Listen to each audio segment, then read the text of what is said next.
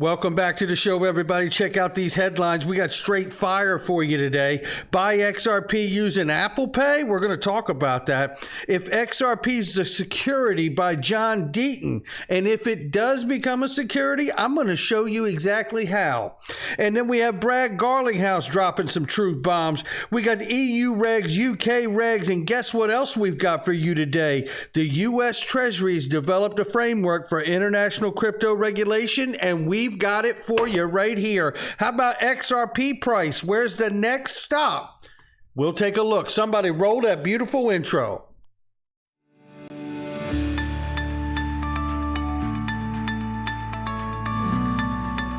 Digital Perspectives with Brad Kimes. Come on in.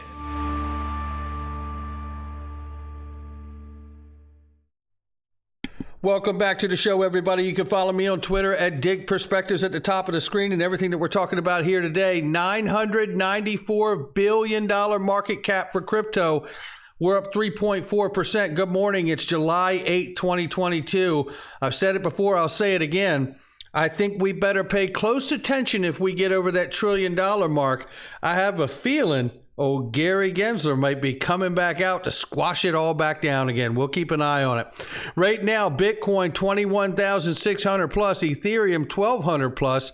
We see XRP at 34 cents, and that may be a critical price mark for where we are today. Right now, we're up 3.6 on the 24-hour, 3.8 on the 7-day. So as you can see, most of that is in the last 24 hours. Take a look at this.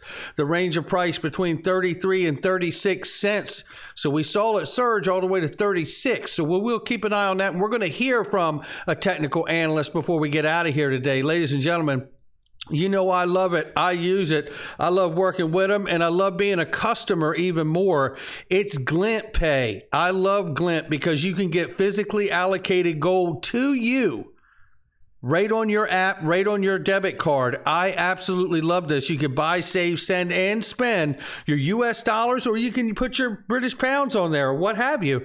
But you can have control over your gold and be able to spend and hedge your inflation right now that's going on. I love it for that. And I also love it because I like to have a diverse portfolio, and I've always loved gold, and this helps me make that happen. Link underneath the video. Right here. Now, beware. Make sure you check this out and vet it for yourself. I am seeing the news. I am reporting the news.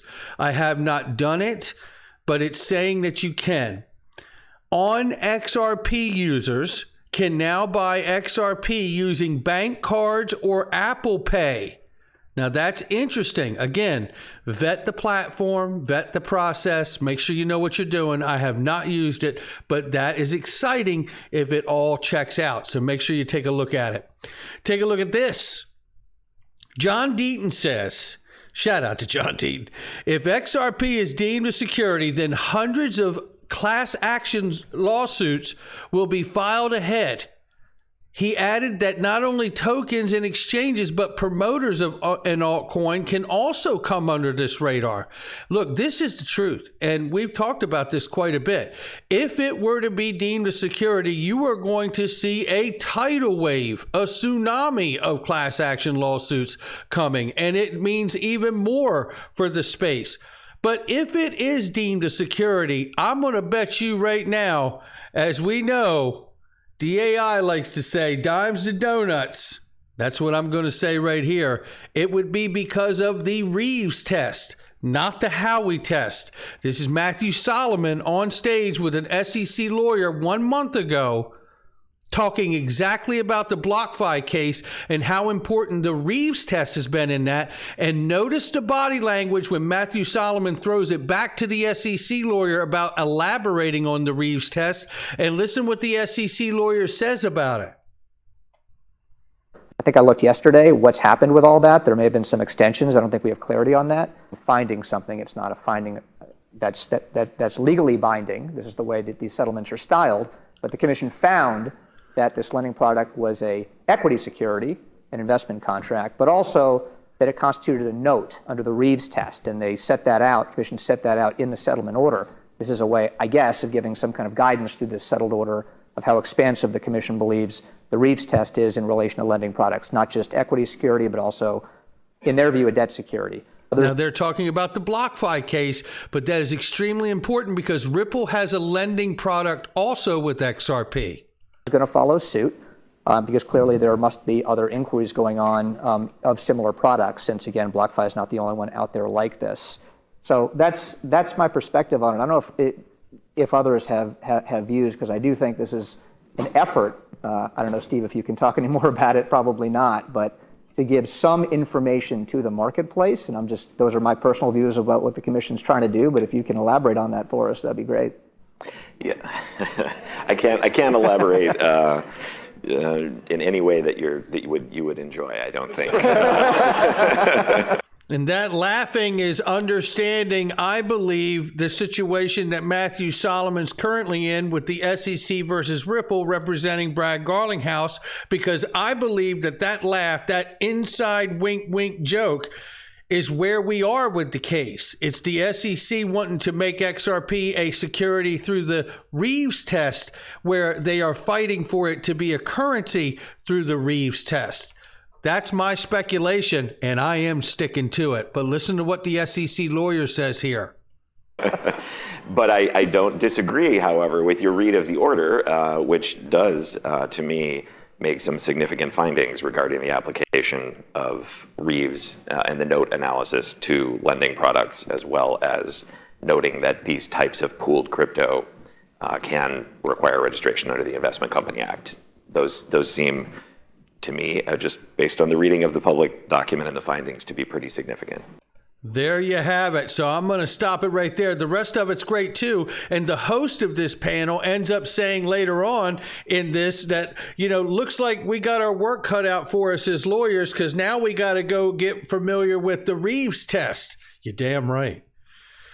Brad Garlinghouse says the Wall Street Journal, article should prompt U.S. Congress to stop Gary Gensler, SEC chairman's methods of crypto regulation by enforcement. It's remarkable what's going on here. This is getting bigger and bigger by the day, ladies and gentlemen. And I tell you, something does have to be done to intervene here. This is the tweet from Brad Garlinghouse, writes that Mr. Gensler's blockade is counterproductive if his aim is to protect investors. If that doesn't call for congressional action to stop Chair Gensler's preferred method of regulation by enforcement, I'm not sure what does. Well said, Brad Garlinghouse, as always. When it comes to this, I believe that we're going to see something here before we get out of here today that is going to take us one step closer to putting Mr. Gensler back in his own lane. And it is the framework from the United States Treasury, which I've been saying for years is going to be the real leader in this space. No doubt about it. Now, this right here is the Accenture CBDC guy who is explaining that what is also important is the integration of blockchains with existing systems. It's a very short clip, but I want you to hear it because that is where the rubber meets the road, ladies and gentlemen. If the protocols you're looking to invest in, I believe, do not cross this intersection, then you've got problems on your hands, or certainly you've got many years before you're going to see something positive probably happen. And it is in the way of payments that you need to make sure that your blockchain system can integrate with existing systems. Take a quick listen here. And for those also we found the solutions as well. And one more time. Integration of blockchain with existing systems. Integration of blockchain with existing systems. And this is a Martin from Quant. And we also know that XLM, XRP all have that same quality and characteristic as well. So make sure you check that out. None of this financial advice, but I'm just sharing it. Now let's take a look at what's happened here very quickly. EU crypto legislation drawn up, and we know UK is shortly to follow. And we got that answer yesterday, even though we saw Boris Johnson resign. I asked everybody from the UK, and they all confirmed in the tweets underneath that crypto policy will remain unaffected. So EU, UK, it's all marching forward. Then we have pressure here highlighted by Mark Phillips. Shout out to you, Mark. China's developing a CBDC, programmable, probably gold-backed, is working with BRICS coalition on a SWIFT alternative, and has a deal with Russia to trade in their native currencies, not using the US dollar or SWIFT. This insulates against sanctions. What does it mean for Taiwan and the Indonesian Pacific area? It's a great question. And more importantly, what does it mean for the rest of the world that's still trying to get their act together when it comes to digital CBDCs and stablecoins and crypto in general? It means they better get moving, because the rest of the world is not waiting. And you know what? Apparently, the U.S. Treasury is getting that call. The U.S. Treasury has developed a framework for international crypto regulation as a response to U.S. President Joe Biden's spring executive order on digital assets. This says right here, the Department of Treasury has presented to Joe Biden a framework to facilitate international cooperation on introducing such regulations and standards at the international level. This has always been important ever since we covered a couple years ago FATF, the Financial Action Task Force, which is an international body that sets standards for preventing money laundering and financial terrorism, right? So this is a huge moment that's taking place here. It says what's outlined in the framework, which we're about to look at, is intended to ensure that with respect to the development of digital assets, America's core democratic values are respected, consumers, investors, and businesses are protected. Well, you might want to start with getting the SEC back in their lane, Janet Yellen. Appropriate global financial systems, connectivity, and platform architecture interoperability are preserved, and the safety and soundness of global financial system and international monetary system are maintained. That's how important this is. And let me get you to it, because this is it. This is the outline right here. Fact sheet. Framework for international engagement of digital assets. Let's start right here. The executive order also directs the administration to promote development of digital asset and central bank digital currency technologies consistent with our values and legal requirements. What's outlined in the framework is intended to ensure that with respect to the development of digital assets, America's core democratic values are respected, consumers, investors, businesses protected, appropriate global financial system, connectivity and platform and architecture interoperability are preserved, and the safety and soundness of the global financial system and international monetary system are maintained. Technology-driven financial innovation is frequently cross-border. Oh, that's interesting. And can impact households, businesses, governments across the world. International cooperation among public authorities, private sector, and other stakeholders is therefore critical to maintain high regulatory standard and a level playing field. Well, how about that for an idea? Expanding access to safe and affordable financial services and reducing costs of domestic and cross-border.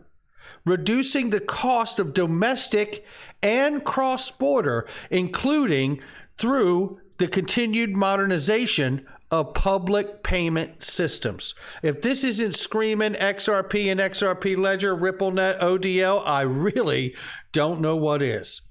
Now, if we come down here, I want to take you to this section. Now, this outlines the framework objectives from the executive order itself. We don't need to go over those. But I want to take you to here. The history of robust engagement provides a strong foundation for the expanded strategic engagement going forward. I want to bring you to the third paragraph, this sentence right here, right? The United States actively participates as a part of the Financial Stability Board, which, together with the international standard-setting bodies, is leading on working issues related to stablecoins, other international dimensions of digital assets and payments, and cross-border payments. Oh, it's coming, ladies and gentlemen, and we're not done yet either. Now, this whole thing is amazing. I want to highlight very quickly for you the G7, the G20, the United States will work to continue to engage the G7 on the broad suite of issues related to digital payments, including the roles of public and private sector in creation and movement of money. Yes, we like hearing that. Now think of it, G7, the 7 largest economies of the world, all being in harmony when it comes to international regulation of crypto, stablecoins, and CBDCs. The 7 largest economies of the world. Now imagine expanding that now to the G20, the 20 largest economies of the world here, and having the same harmony. What kind of money and volume is flowing through the system at this point once this is all in play? Let me bring you to this. Let me show you how big it's going to get here.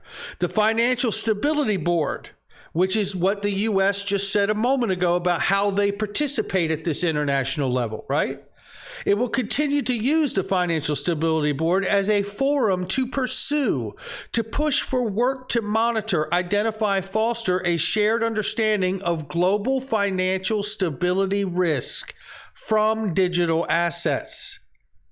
Consider policy responses to the risk identified, facilitate international cooperation, and promote our technical priorities on cross-border payments. Oh, I'm not done yet. The FSB has been prioritizing work on digital assets and has published several reports on the topic, including, but not limited to, check this out, regulation, supervision, and oversight of, wait for it, global stablecoin arrangements. Wonder what could classify as a global stablecoin. XRP, XLM, values in the protocol? Say it with me for the people in the back. Then we come down to the Financial Action Task Force, which, as I said earlier here, sets the standards right here.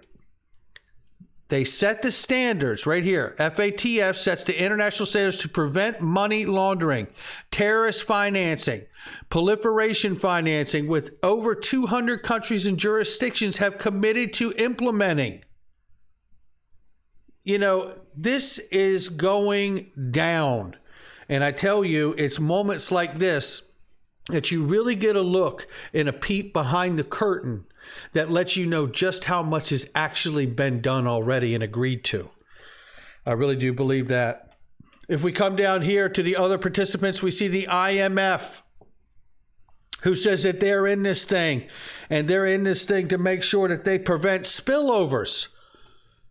Here it is right here. IMF has an important role to play monitoring, advising, and helping manage issuing arising from use of digital assets. So they're already planning, like, once we get using it, we got to think ahead and the problems we may have and the repercussions of macro financial policies, potential spillovers, and the stability and functioning of the international monetary system. This is going down in a very big way because they're telling you that they are already considering the effects of what they need to pay attention to after it's implemented. That's what they're telling you here, right? That's how far ahead they're going here. So at the end of the day, the United States will explore opportunities for joint experimentation on digital asset technologies, market innovations, and CBDCs, with this core set of allies and partners to increase our shared learning about the ways to develop systems that meet our shared policy objectives. All I can tell you is that this is going down, ladies and gentlemen. And as we have said here on this channel, the United States Treasury is at the head of it. And what's interesting about that to me is the fact that they're not messing around. They're going to get this done, and they may use FSOC and OFAC to do just that, because I don't know if Congress has got the moxie to do it. And at some point, they will have to do their job. But right then, until then, let's take a look at this. We could say bye-bye to 33 cents as we sit at 34 and above. Dark Defender says we're expecting this move and we could be coming to critical points. Those next critical points could be, let's take a look at it here. Shout out to Dark Defender. 36, 38, and 43 cents. Those are the areas to watch out for. And obviously, if we can't hold those, we'll end up retracing. You know how that goes. I don't want to see it. You don't want to see it. But if we do see it, I'm going to buy it. That's how I'm going to do it. It's not financial advice. It's my digital perspectives. I'll catch all of you on the next one.